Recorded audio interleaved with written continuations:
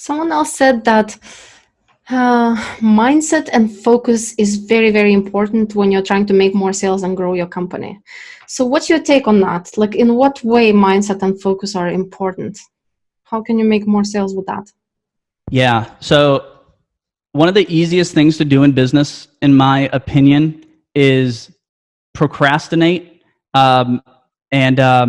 Here, this is going to be weird for your video, but I have a little poster here that I'll show you that I always think of.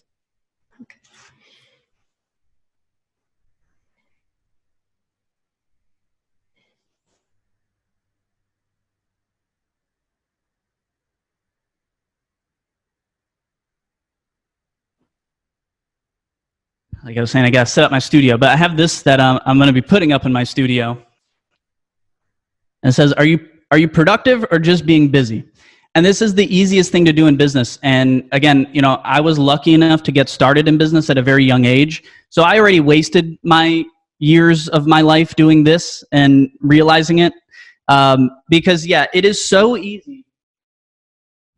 In business, it is so easy to just start doing things that the customers will never see. It's never going to make a difference to your bottom line.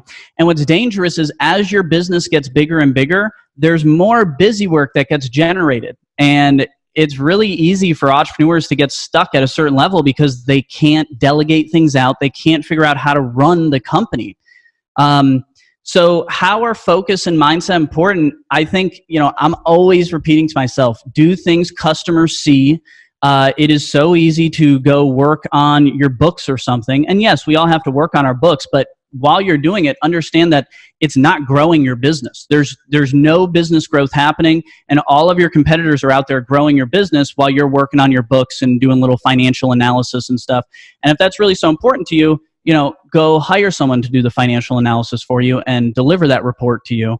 But this is the evolution of a business person as they get, bigger and bigger. So it's really tough to get past all these plateaus. And that's one of the most rewarding parts about business is you have to develop yourself personally to get to those greater levels.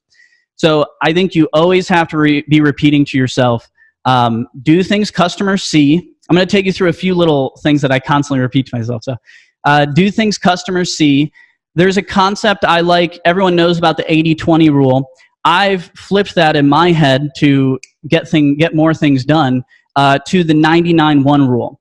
And I think about it like this, right? Like Paulina and I are doing this interview right now. And if you went through and you edited all of these things and you got them all ready to go on the website, the last 1% of work is actually putting them on the website and clicking the publish button, right?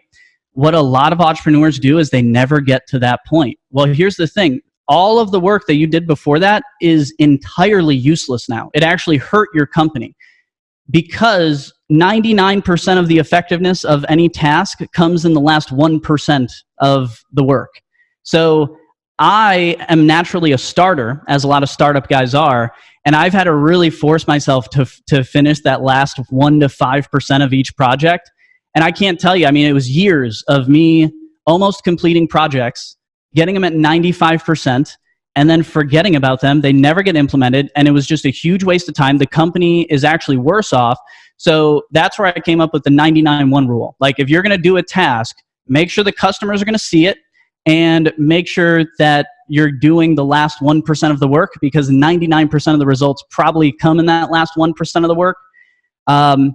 Stop learning, start doing. This was another big one that I had to start repeating to myself. It's so easy to just learn and learn and learn and learn. And the truth of the matter is the world changes so quickly now that you're never going to learn how it works. The only way to do this game of business is to get into the trenches and start firing that gun. It's all chaos down here, guys. You got to get in the trenches though.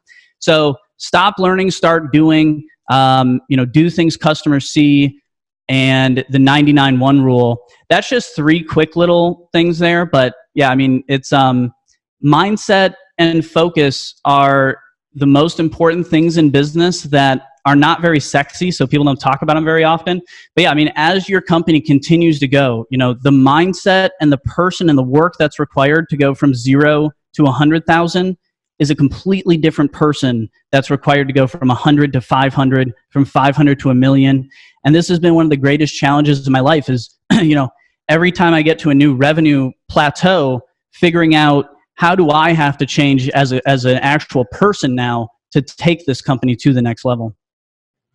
You briefly mentioned before about the focus, and you said that, okay, you can try this platform and that and that and that, but in the beginning you have to focus.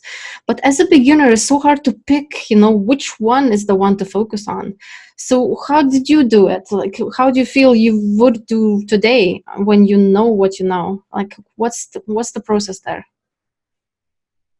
I would be lying if I said that luck wasn't a part of it. Like, part of entrepreneurship is rolling the dice. And this is what I tell people, new Amazon sellers with new Amazon businesses all the time too. Even the biggest, best sellers in the world, at least 30% of their products fail. So you can do all the product research in the world, and we want to do all the product research in the world, but at the end of the day, we don't know. Like, you just got to pull the trigger and you got to make it happen. So, so in terms of how to focus as a new entrepreneur, you have to just try lots of things. Experimentation is the name of the game when you're a new startup, because somewhere out there, there's a combination of a couple things that when you put it all together properly, your business is just going to fly up. Like, you won't be able to keep up with it. That combination is out there for you. You just have to experiment and find it. And the problem is, new entrepreneurs, first of all, they take too long to do everything. So if I wake up today and decide that I'm going to try this new thing, most new entrepreneurs would then go learn about it for 6 hours and then work on it for like 2 hours and then burn out and fall asleep and wake up the next day all optimistic.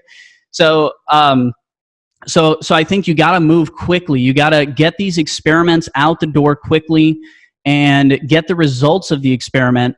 There's a great book called The Lean Startup. And the Lean Startup, the whole concept is we are going to do the least amount of work and put the least amount of money into this idea, into this decision, and then we're going to test it to see if the decision is going to work or not, if the idea is going to work or not. And the whole concept is just that the world is changing so quickly and no one actually knows what the hell's going on. So just get out there and start trying lots of different things at the least the least cost intensive and time intensive way possible.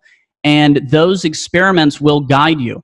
This is why tools like PickFu have become so big for Amazon sellers, because we can start to test these things that we, really couldn't test before on Amazon. So your question was, how does a new entrepreneur find the strength and the confidence to focus on one of these platforms when you see so much activity happening all over the place? One of the biggest revelations that I had in business was realizing that the companies that I respected most, the companies that were growing the fastest, only had one or two things that were working for them. The idea that I went into business with was that all these businesses that are, these websites are huge and these businesses are awesome. They must have, so much going on, and they must have Facebook figured out. They must have this figured out, that figured out. And when you really start, the higher you get into business, and as you actually start to talk to these business owners and see the insides of these businesses, you see that really everything runs through one or two marketing methods that is working right now, and they are just banking on it. And that's been the same for me. Like, my companies, grow at a very steady rate, but I experiment all the time. When I find something that is creating a massive ROI, I am going to, like, right now I'm playing with something in Facebook ads, right? Way back in the day, I used to be able to go into Facebook groups and scrape the user IDs of all of the members of that group, and then I could take that as a custom audience, advertise to just those people, so I could essentially go create custom audiences of paying customers of all my competitors and then just target those paying customers. I was making stupid money within, multiple millions of dollars within 2 years. Eventually, Facebook shut that down. So all of my growth curves on all of my companies, went from to still growing, but not, sorry, the camera's at a weird angle here.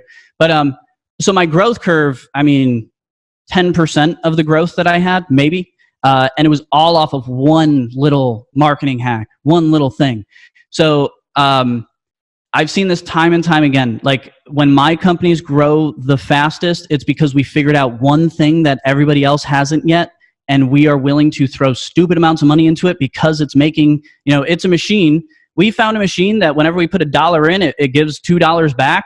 And we just feed it unlimited dollars until that goes away. So I don't know if I explained that as coherently as I would have liked to, but the point was, new entrepreneurs, you don't be fooled by these companies having a presence all over the place. A lot of it is just like bare minimum presence once these companies get big enough.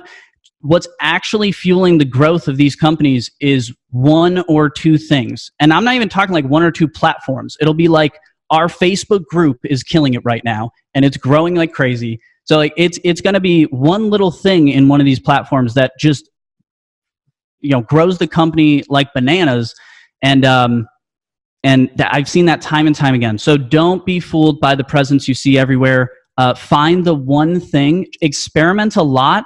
You're a startup. Startups need higher profit margins than normal businesses because we need to experiment and lose some money. So you need to experiment until you find high margins and a lot of activity. And that activity is going to be the biggest signal you've ever seen that something's happening here and we should go into this. Wow, well, thank you so much. I'd love to interview you for like hours and hours and hours. A lot of other questions, but I will not take up more of your time. Thank you so much for meeting with me today. Yeah, absolutely. Yeah, and thanks for having me. Thanks for listening, everyone. Hopefully everyone got some value out of it.